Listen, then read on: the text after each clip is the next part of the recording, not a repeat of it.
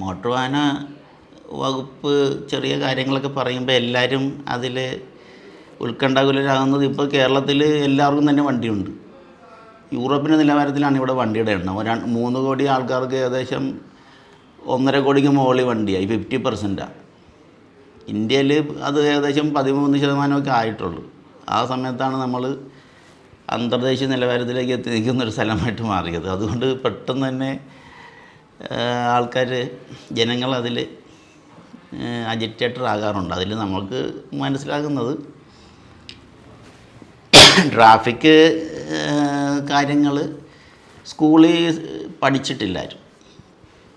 അതാണ് ഡിപ്പാർട്ട്മെൻറ്റ് പറയാനുള്ളത്. സ്കൂളിൽ പഠിച്ച് പരിശീലിക്കാത്തൊരു കാര്യം നമ്മൾ ശീലിച്ച് വെച്ചിരിക്കുന്നത് മാറ്റാൻ പറയുമ്പോൾ ഒരു അസ്വസ്ഥത ഉണ്ടാകും. പക്ഷേ അതിൻ്റെ വിശാലമായൊരു താല്പര്യത്തെ കണക്ക് കൂട്ടണം. അത് മിക്കവാറും റോഡ് സുരക്ഷ തന്നെയാണ് ഡിപ്പാർട്ട്മെൻറ്റ് ഫോക്കസ് ചെയ്യാറുള്ളത്. ഡ്രൈവിംഗ് കൾച്ചർ ഡെവലപ്പ് ചെയ്ത് വരേണ്ടത് വികസിത രാജ്യങ്ങളെല്ലാം പരിശോധിച്ചാൽ തന്നെ വികസിത രാജ്യമാകുന്ന വേളയിൽ അവിടെ അപകടം കൂടുതലായിരുന്നു. കാരണം ജനങ്ങൾക്ക്, റോഡ് ഉപയോക്താക്കൾക്ക് വാഹനം ഉപയോഗിക്കാനുള്ള ട്രെയിനിങ്ങും ഇല്ല. പെട്ടെന്ന് സമ്പത്ത് വന്നപ്പോൾ എല്ലാവരും വാഹനം മേടിച്ച് കൂട്ടിയെന്നുള്ളത്. നമ്മുടെ രാജ്യവും ഏകദേശം ഇന്നിപ്പോൾ ലോകത്ത് ഏറ്റവും കൂടുതൽ അപകടമുള്ള രാജ്യമായിട്ട് മാറിയിരിക്കുന്നത് ഈ ഒരു കാരണം കൊണ്ടാണ്.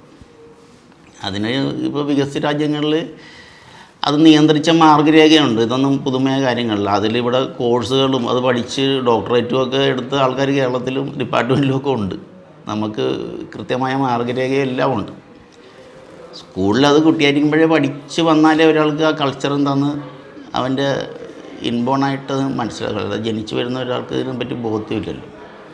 ഇവിടെ നമ്മൾ ഡ്രൈവിംഗ് ലൈസൻസ് എടുക്കുമ്പോൾ 1 മണിക്കൂർ ക്ലാസ്സോ വല്ലപ്പോഴും കൂടി വല്ല കുറ്റകൃത്യത്തിൽപ്പെടുമ്പോൾ ഉണ്ടാകുന്നൊരു ബോധവൽക്കരണ ക്ലാസ് കഴിഞ്ഞിട്ട് ആരും ജീവിതത്തിലെ ഏറ്റവും പ്രധാനമായിട്ടുള്ള ഈ കാര്യത്തിനെ സീരിയസ് ആയിട്ട് എടുക്കാറില്ല. ഒരു അപകടം ഉണ്ടായി കഴിയുമ്പോഴാണ് എല്ലാവരും വിഷമിക്കുന്നത്. ഇന്നും കേരളത്തിൽ 10 പേര് വെച്ച് ഡെയിലി മരിക്കുന്നുണ്ട്.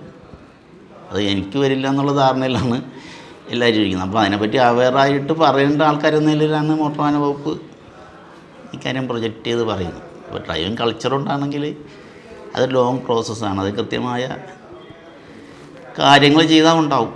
അതുണ്ടായിട്ടുള്ള രാജ്യങ്ങളുണ്ട്. അതാണ് നമുക്കുള്ള പ്രതീക്ഷ. അത് നമ്മുടെ രാജ്യത്ത് ചെയ്യേണ്ടതാണ്. ഒരു സംശയം അക്കാര്യത്തിലില്ല. അതിൽ വകുപ്പ് കുറേയധികം മുന്നോട്ട് പോയിട്ടുണ്ട്.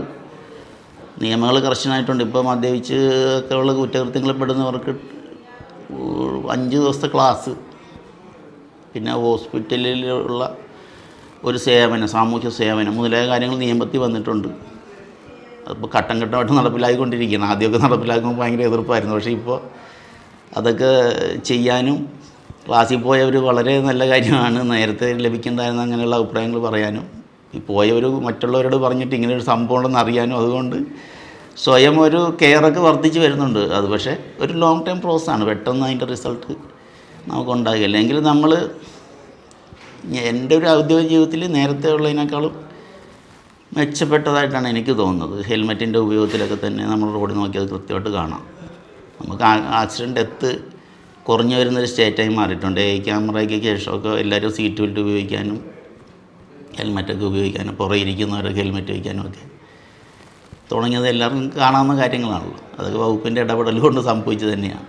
മറ്റ് വിദേശ രാജ്യങ്ങളിൽ പോകുമ്പോൾ നമ്മൾ കൃത്യമായിട്ട് നിയമം അനുസരിക്കുന്നത് നമ്മുടെ രാജ്യമല്ലാത്തതുകൊണ്ടുള്ളൊരു ഭയത്തിൽ നിന്നാണ്. അവിടെ ചെല്ലുമ്പോൾ കർശനമായ ശിക്ഷ കിട്ടും എന്ന് ഉറപ്പുള്ളതുകൊണ്ട്. പക്ഷേ അതൊരു ജനാധിപത്യ രാജ്യമൊന്നും അല്ലല്ലോ. ഗൾഫ് രാജ്യങ്ങൾ ജനാധിപത്യ രാജ്യമല്ല. ഇവിടെ നമുക്ക് പൗരന് പൗരാവകാശങ്ങൾ ഭരണഘടനാപരമായിട്ട് ലഭിച്ചിരിക്കുന്ന രാജ്യമാണ്.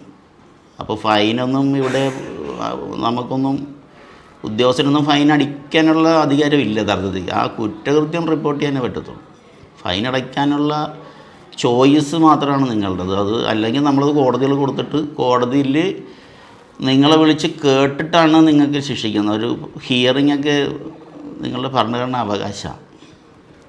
അപ്പോൾ അത്തരം വലിയ പ്രോസസ്സുകളുള്ള ഒരു മഹത്തായ രാജ്യമാണ്. അപ്പോൾ അതിന് തക്ക രീതിയിലുള്ള മഹത്തായ പ്രവൃത്തികൾ ജനങ്ങളിലേക്ക് ഒന്ന് ഉണ്ടാകണം. പക്ഷെ നമ്മൾ ഒരു പെട്ടെന്ന് ശിക്ഷ കിട്ടുമെന്ന് ഉറപ്പുള്ള ഗൾഫ് രാജ്യങ്ങളിലോ സിംഗപ്പൂരൊക്കെ ചെല്ലുമ്പോൾ അത് ഭയം കൊണ്ടനുസരിക്കുന്നതാണ്.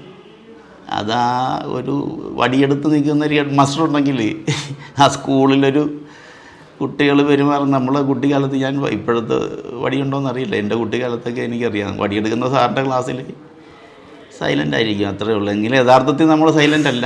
സാറ് പോയി കഴിയുമ്പോൾ നമ്മൾ പിന്നെയും വേളുന്നതാണ്. ഇതാണ് അതിൻ്റെ മാനസികാവസ്ഥ. അത് ഇന്ത്യയിൽ കാര്യങ്ങൾ ചെയ്യുമ്പോൾ നമുക്ക് ഭരണഘടനയെ മാനിക്കേണ്ടി വരും. അത് നമ്മൾ ഭരണഘടന 1950 നമ്മൾ ഭരണഘടന പ്രതിഷ്ഠിച്ച രാജ്യമാണ്. അതാണ് ഏറ്റവും മുകളിൽ. അതിൽ നിന്നാണ് എല്ലാ നിയമങ്ങളും ഉണ്ടായിരിക്കുന്നത്. അപ്പോൾ ജനാധിപത്യത്തിനും പൗരാവകാശങ്ങൾക്കും ഭരണഘടനയ്ക്കൊക്കെ അനുസൃതമായിട്ടാണ് ഇവിടെ നടപ്പാക്കുന്നത്. അപ്പോൾ അതിൻ്റേതായ അക്കാര്യങ്ങൾക്കാണ് പ്രാധാന്യം. അല്ലാതെ ഒരാളെ ശിക്ഷിക്കുക എന്നുള്ളതല്ല രാജ്യത്തിൻ്റെ പ്രൈം മോട്ട് അല്ലെങ്കിൽ ഫോഴ്സുകൾ ചെയ്യുന്നത്. നമുക്ക് കാര്യം നടത്തണം, നിയമപ്രകാരം നടക്കണം രാജ്യത്ത്. അപ്പം അതിൻ്റേതായ ഇഷ്യൂസ് പെട്ടെന്ന് ശിക്ഷിക്കാനൊന്നും പറ്റാത്തതുകൊണ്ടൊരു ഭയക്കുറവൊക്കെ ഉണ്ടാകും. പക്ഷേ അതിന് നമ്മൾ പാരലായിട്ട് എഡ്യൂക്കേറ്റ് ചെയ്തിട്ട് ആൾക്കാരെ ബോധവൽക്കരിച്ച് അവർക്കൊരു ആ ഡ്രൈവിംഗ് കൾച്ചർ, റോഡ് സുരക്ഷയുടെ കൾച്ചർ ജനറേറ്റ് എടുക്കണം.